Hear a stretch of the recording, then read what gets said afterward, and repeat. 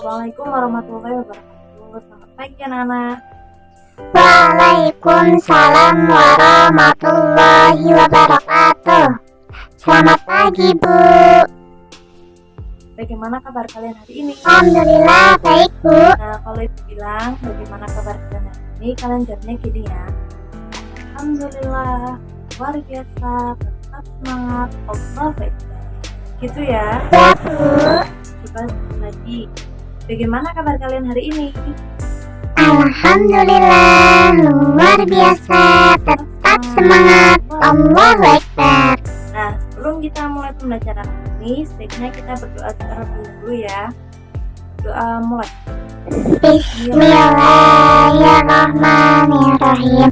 Raditu billahi rabban bil islami dina wa bi Muhammadin nabiyya wa rasulah. Rabbi zidni ilman warzuqni fahman. Amin. Ada yang tahu nggak sih hari ini kita akan belajar apa? Belajar Sunan Giri, Bu. Nah, hari ini itu kita akan belajar tentang Sunan Giri.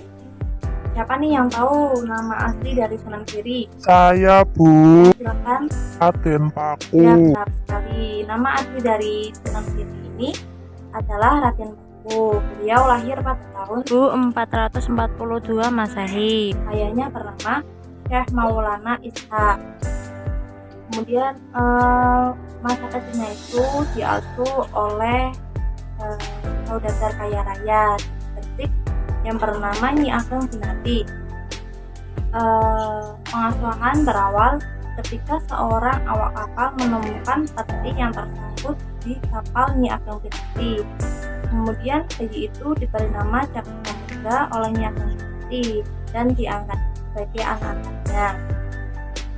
Nah, saat Jaka Samudra berusia 7 tahun, beliau dididikkan di pesantren Ampel Tirta. Nah, namanya itu diganti menjadi Raden Paku oleh Sunan Ampel. Raden Paku belajar berbagai macam ilmu agama, ilmu Al-Quran, hadis, fikih, dan tasawuf.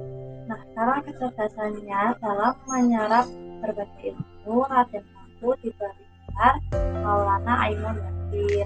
Kemudian setelah beberapa tahun mengenyam pendidikan di pesantren, Raden Paku dan putra Sunan Ampel berangkat ke tanah suci. Kemudian setelah melewati Aceh, mereka berdua dijalankan untuk memperdalam ilmu agama oleh Syekh Maulana Ishaq. Setelah beberapa tahun, mereka kembali ke Jawa untuk mengabdi ke masyarakat. Kepulangannya itu bersama Syekh Koja dan Syekh Brigis sambil membawa pesan Syekh Maulana Ishaq untuk mencari lokasi jenis tanah yang sama dengan tanah yang diberikan sang ayah.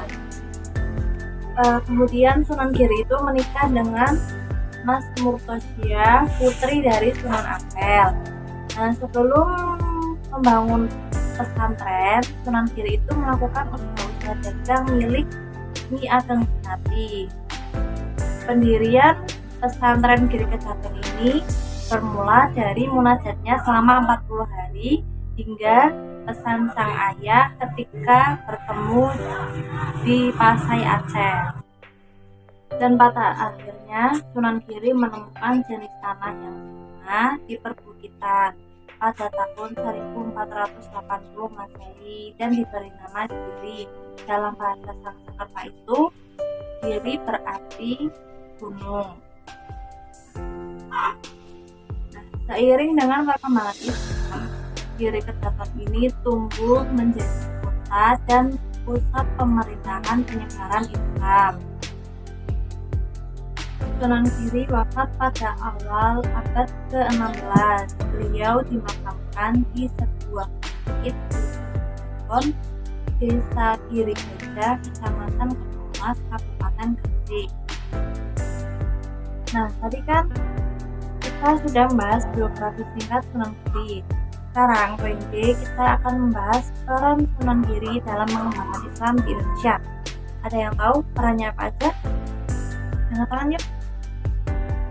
Ya benar. Yang pertama itu Sunan Giri berperan sebagai pemimpin agama dan penguasa wilayah Giri. Yang kedua itu Sunan Giri berhasil mengambil alih fungsi gubuk menjadi pesantren. Kemudian yang ketiga itu Sunan Giri mengembangkan pendidikan terbuka bagi masyarakat. Nah, Sunan Giri mengembangkan pendidikan masyarakat secara terbuka dengan menciptakan jenis permainan-permainan anak, di antaranya ada celungan dan jamuran. Selain itu, Sunan Giri juga membuat tembang-tembang permainan anak-anak, yaitu misalnya ada bulan, terus ada bor, terus bola ganti, jublak-jublak doang, dan masih banyak lagi.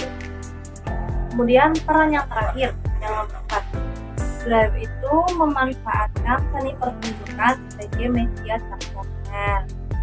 Kemudian materi yang terakhir itu ada sikap positif dalam berbagai diri.